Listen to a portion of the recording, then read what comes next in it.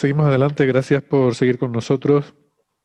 El siguiente tema que teníamos tiene que ver con lo que se llama habitualmente como ese evento de gran oxidación en el que la atmósfera de la Tierra se llenó de oxígeno eh, y que solemos hablar como si fuera un evento puntual, pero eh, bueno, raramente las cosas ocurren de forma instantánea, normalmente todo tiene su historia.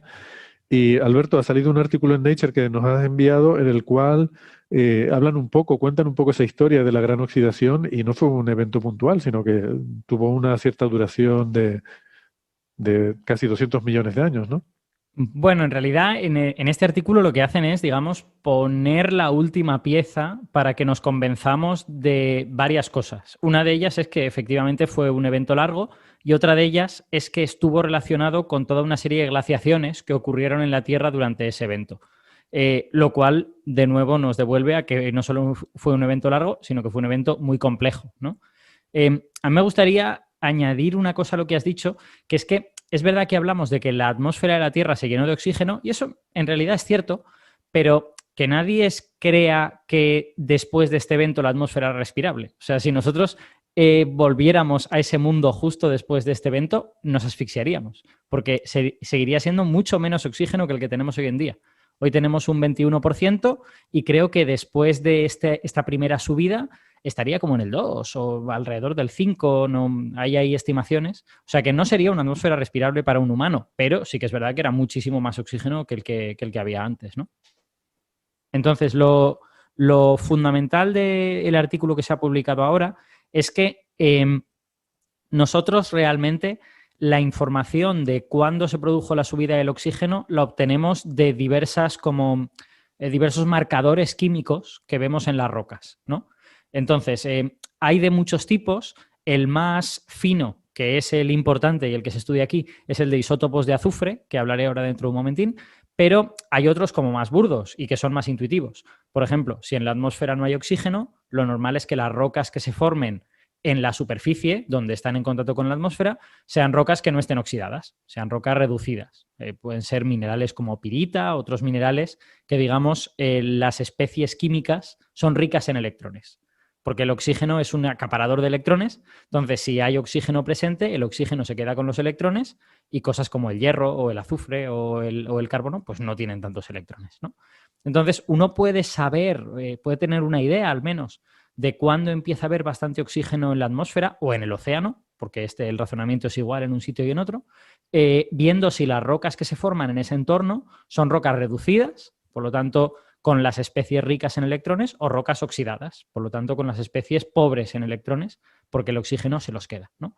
Y eso nos marca una especie de horquilla muy burda de unos 200 o 300 millones de años en los que apareció el oxígeno, ¿vale? Tenemos claramente suelos reducidos hace 2.500 millones de años y suelos oxidados hace como 2.200 millones de años o algo por el estilo.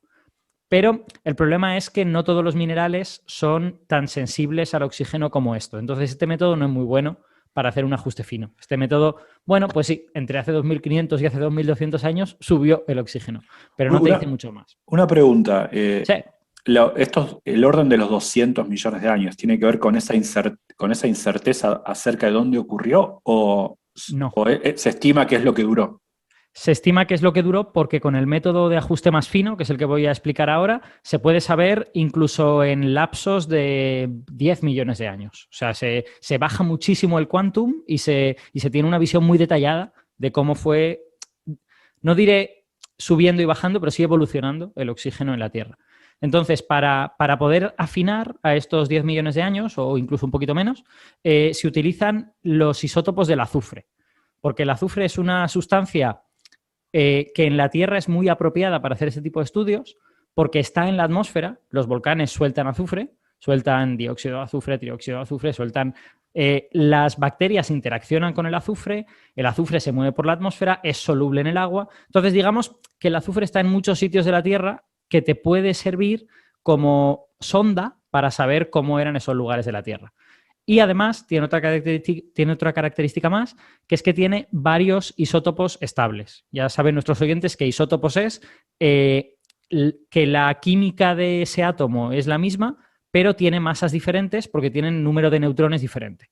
En el caso del azufre, el azufre más abundante es el azufre 32, que tiene, si no me equivoco, 16 protones y 16 neutrones. Perdón, Pero, una sí. pregunta más solamente. No, tranqui.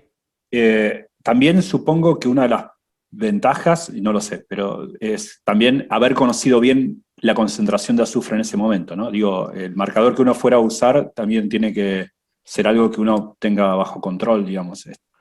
Bueno, se intenta encontrar observables que sean lo más independientes posibles de eso, ¿vale? Es decir, se intenta encontrar observables que dependan de la dinámica del azufre en la atmósfera o en el océano y no tanto de la cantidad total, porque la cantidad total es muy difícil de estimar. Y además, en periodos breves varía alocadamente, porque si tienes un periodo de muchas erupciones volcánicas, de repente el azufre puede subir un factor 1000 en la atmósfera. O sea, puede ser muy dura la variación. Entonces se intentan encontrar observables que no dependan de la cantidad total, sino más bien de, dada la cantidad que hay, cuáles son las proporciones que yo veo en las rocas que voy a obtener. Y claro, si hay más cantidad, pues a lo mejor obtengo mayor cantidad de rocas, pero la proporción que sea la misma. Digamos, se tiende a mirar cosas proporcionales. Entonces, el azufre tiene varios isótopos de estos. Está el azufre 32, está el azufre 33, que tiene un neutrón más, el azufre 34, 2 neutrones más, y el azufre 36, 4 neutrones más, ¿vale?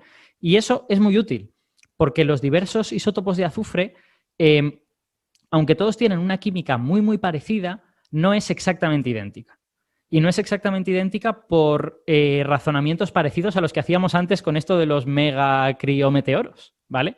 Que es que el azufre 32 es más ligero, se va a mover más rápido donde quiera que esté, en el agua, en la atmósfera, donde sea, y eso le va a hacer reaccionar más fácilmente con cierto tipo de sustancias, por el hecho de que llega con más energía cinética, ¿vale?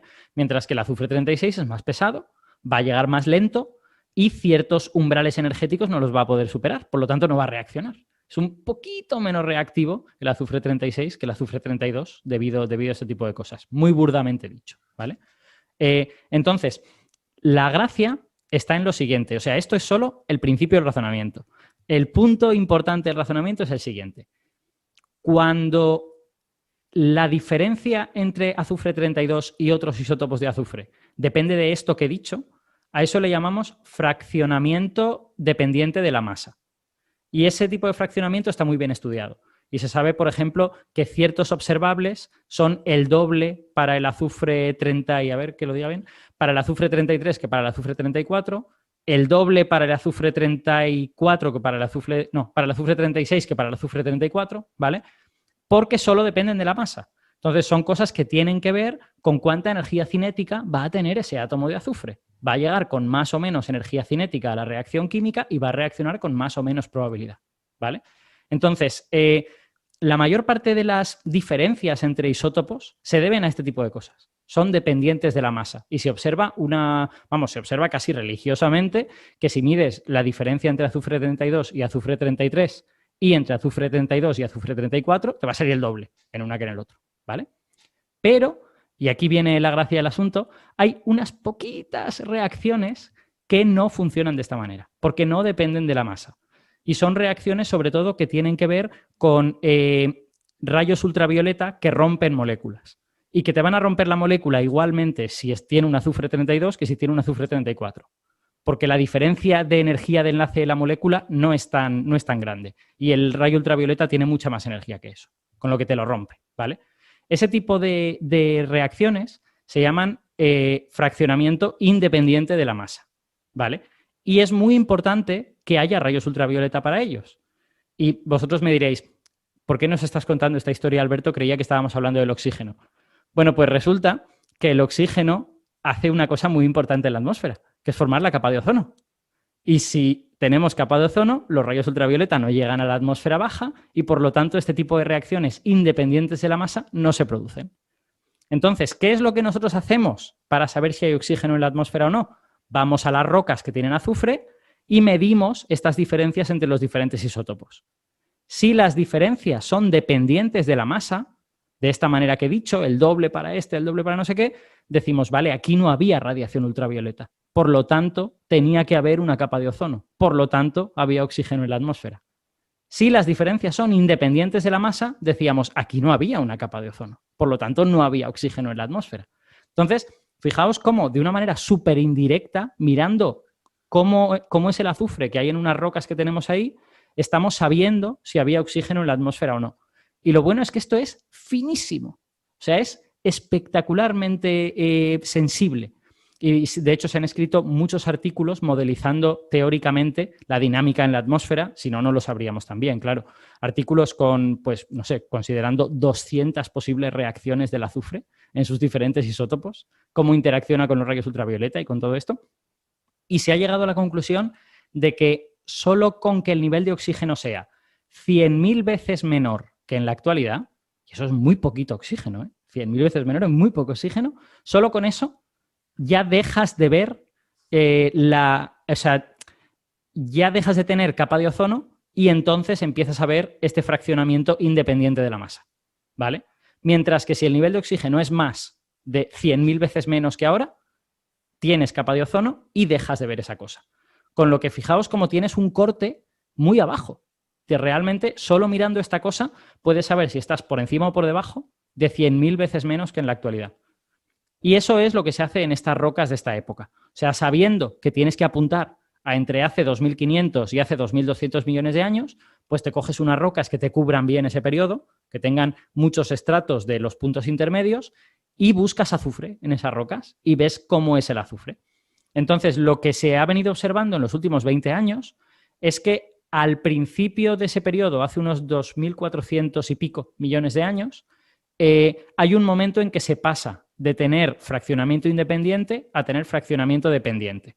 Por lo tanto, has pasado de no tener nada de oxígeno a tener más de 1 partido 100.000 lo que tenemos hoy en día, ¿vale? Y entonces, cuando se descubrió eso, la gente dijo, vale, este es el momento en que se llenó de oxígeno la atmósfera. Pero no, eso no es así.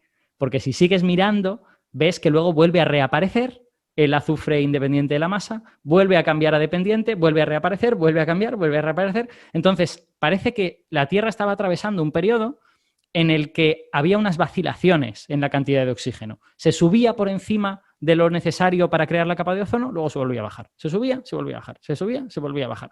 Y eso pasa muchas veces. Pasa, pues por lo menos 5 o 6 veces y seguramente si tuviéramos registros mejores veríamos que serían decenas de veces. Y en ese periodo observamos además que se producen varias glaciaciones, algunas de ellas muy, muy intensas. Definiendo como intensas que miramos estratos que estaban en el Ecuador en aquel momento y observamos que había glaciares en el Ecuador. Lo cual, pues quiere decir que posiblemente donde no era el Ecuador hacía mucho frío.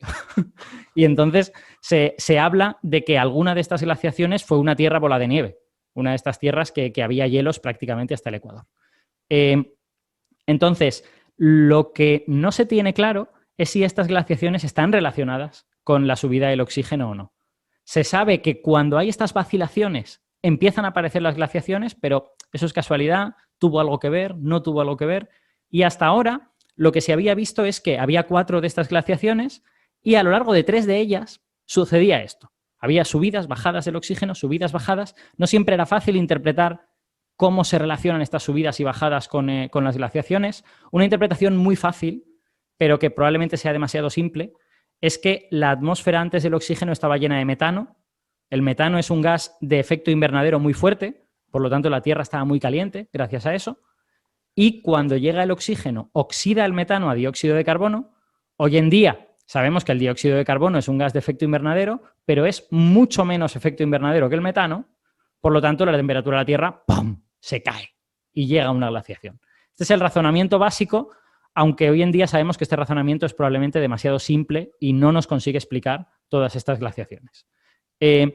Entonces, pero Alberto, bueno, sí. También hay glaciaciones fuera de este periodo, ¿no? Claro, claro que sí, efectivamente. Entonces, no sé, ascribir las fluctuaciones de temperatura de las glaciaciones a estos cambios de composición química de la atmósfera que tuvieron lugar en este periodo concreto de 200 millones de años parece, no sé, como... Quiero decir que no parece estar bien sustentado, ¿no? Voy a decirte por qué los geólogos sí opinan que puede haber cierta relación causal. Y es que es verdad que ha habido glaciaciones en otros momentos, pero no ha habido tantas. Verdaderamente, en la historia conocida de la Tierra, tenemos este periodo de glaciaciones, hace entre 2.400 y 2.200 millones de años. Tenemos otro hace como entre 800 y pico, 900 y 650. Luego tenemos 2 o 3 más después, pero no hay más. Entonces, las glaciaciones no son abundantes en la historia de la Tierra. No hay muchas glaciaciones. Hay descensos de temperatura, eso sí, pero glaciaciones fuertes no hay muchas. Entonces, los geólogos opinan que es como demasiada casualidad, ¿no? Que justo en estos cientos millones de años que está apareciendo el oxígeno, resulta que hay 4 glaciaciones seguidas. Como que les parece que lo más probable es que tiene que haber alguna relación. Pero aún así había dudas. Sobre todo porque se veía que el oxígeno fluctuaba durante las primeras 3, pero la cuarta estaba desacoplada. Se suponía que el oxígeno había llegado ya a un nivel de 10 veces menos de lo que tenemos a día de hoy, y aún así, en medio de eso, se produjo una glaciación porque sí. Y eso es lo que este nuevo artículo que ha salido en Nature viene a reparar, entre comillas. Lo que han hecho es analizar rocas alrededor de esta cuarta glaciación y se han dado cuenta que también hay cambios en la concentración de oxígeno. Han encontrado fraccionamiento independiente de la masa también alrededor de esa glaciación. Con lo que esto parece que establece una imagen de conjunto en la cual esas glaciaciones de alguna manera están relacionadas con todo esto. Y la relación puede ser muy compleja, porque puede ser cosas del tipo entran en erupción muchos volcanes y sueltan metano a la atmósfera. Y entonces ese metano calienta la Tierra y la glaciación como que se mitiga. Pero entonces se produce más oxígeno, el metano desaparece y la glaciación se vuelve a poner en marcha. De hecho, es posible que la cuarta, la última de estas glaciaciones, terminara por el impacto de un gran asteroide. Porque en Australia se ha encontrado un cráter bastante grande que coincide más o menos con el final de la última de estas glaciaciones. O sea que la explicación de por qué se produjo esas glaciaciones no la conocemos todavía, o al menos no la conocemos en detalle. Digamos que podemos dar explicaciones de brocha gorda, como esta que acabo de hacer yo, pero cosas más detalladas es difícil. Pero lo que sí estamos comprobando es que el nivel de oxígeno en la Tierra fluctuó enormemente durante todo este tiempo. Y cuando se estabilizó, dejó de haber glaciaciones. Entonces, bueno, da la sensación de que puede haber ahí alguna especie de relación. ¿Qué es lo que aporta este artículo? Pues eso, digamos, establecer un buen vínculo entre glaciaciones y nivel de oxígeno y establecer que el oxígeno estuvo fluctuando alrededor de esa línea que permite la formación de la capa de ozono durante por lo menos 200 millones de años. Lo cual nos viene a decir que esos 200 millones de años fueron momentos en que pasaron cosas muy interesantes. Es bastante probable que las glaciaciones, por ejemplo, redujeran los ecosistemas en los que podían vivir los organismos que producían oxígeno. Y que cuando la glaciación desaparecía, pues a lo mejor esos ecosistemas se hacían más grandes y se volvía a producir más oxígeno. O sea, lo más probable, y eso también nos lo dice lo que sabemos en el clima a día de hoy, es que hubiera umbrales y hubiera procesos de feedback. Es decir, si tú atraviesas cierto nivel de oxígeno en la atmósfera, vas a producir una glaciación dentro de un tiempo, quieras o no. Aunque incluso ahora lo empieces a reducir. Es como lo que nos pasa hoy con el CO2. Sabemos que si superamos cierto nivel de CO2 en la atmósfera, ciertas cosas van a pasar, incluso aunque luego quitemos el CO2. Porque como que has superado un umbral, la bola cae ladera abajo y ya no hay manera de pararlo, ¿no? Entonces, sospechamos que con esas glaciaciones debieron de pasar cosas similares. Pero sin conocer la geografía concreta de la Tierra, cuánto gas expulsaban los volcanes en cada momento, qué cantidad de tierra estaba cubierta de océano en este caso, estaba cubierto por organismos capaces de producir oxígeno, resulta muy difícil predecir el detalle concreto. Pero sí por lo menos establecer, oye, mira, hay posiblemente una relación causal entre la oscilación del oxígeno y estas glaciaciones. Y a mí eso me parece muy guay, porque de alguna manera nos permite decir que cuando aumentó el oxígeno en la Tierra, no solo ese oxígeno mató a toda una serie de especies, sino que posiblemente también cambió el clima de manera muy radical, ¿no? Me ha llamado la atención lo que decías de que esa idea de que un impacto de meteorito acabó con esa última glaciación, porque normalmente yo tenía asociado la asociación contraria, o sea, el hecho de que los impactos de meteoritos provocan inviernos globales? Es que suelen provocar inviernos globales a corto plazo y calentamientos a largo plazo. Porque a corto plazo tú has llenado la atmósfera de polvo que bloquea la luz del sol y entonces disminuye la temperatura, pero el polvo cae, en unas décadas termina cayendo y lo que te queda es los gases que se han liberado debido a pues a toda esa roca incandescente que ha quedado ahí, y esos gases suelen ser gases de efecto invernadero. Vale. De hecho, es lo que se ve en la extinción de los dinosaurios. Se ve descenso de las temperaturas durante un tiempo muy breve y luego varios millones de años temperaturas más altas. A pesar de que cuando hace calima parece que hace calor, pero esto es otra cosa diferente. Sí, eso es porque en realidad la calima tampoco bloquea tanto la luz del sol. Yo creo que predomina más el efecto de que suele ser transportada por aires que ya de por sí son calientes del desierto, y creo que también puede haber un efecto de que el grano, ese grano de polvo, actúa como, o sea, que depende de la cantidad que haya. Si es muy poca, es suficientemente transparente como para que no bloquee, pero el grano de polvo sí puede actuar como absorbente de calor que luego, por conducción, calienta el aire. ¿Vale? El aire normalmente no se calienta mucho porque es transparente la radiación. Y por conducción desde el suelo se calienta el aire, ¿no? Pero si tienes granos de polvo es posible que el grano sí se caliente por la radiación solar y transmita ese calor al aire que lo rodea, ¿no? Entonces puede haber un primer efecto que sea de calentamiento del aire, pero luego si te pasas poniendo mucho polvo, entonces bloqueas la cantidad de luz solar que llega y generas el efecto de enfriamiento, ¿no? O sea que a veces, dependiendo de la cantidad, puedes hacer un efecto al contrario. Es que es muy complejo todo esto que pasa en la atmósfera y por eso decir, no, se produjo un cambio climático por esta cosa, habitualmente eso es súper resbaladizo, porque hay muchos efectos de estos de umbral que si no llegas al umbral parece que no ha pasado nada, pero en cuanto pasas el umbral, de repente se desencadenan un montón de consecuencias y hay un montón de efectos de retroalimentación, en plan de tú generas esto y la propia dinámica de la Tierra te lo amplifica, te lo hace mucho más grande en 3 o 4 ciclos, ¿no? Y eso hace que sea difícil establecer cuál es la causa concreta, porque una cosa te ha hecho traspasar el umbral, pero luego hay toda una dinámica de la Tierra que es la que te ha hecho caer colina abajo, ¿no? Uh-huh. Muy bien, muy interesante. ¿Alguna cosa más?